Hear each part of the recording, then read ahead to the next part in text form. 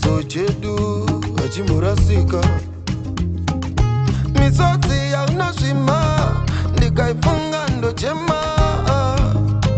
Noitei mambo kurova kwehana kupindana kwemazuva. Ndichikunyorera nziyo, ndichikunyorera rwiyo. Kufamba kwenguva, kuswedera kwemaruva. Ndichichema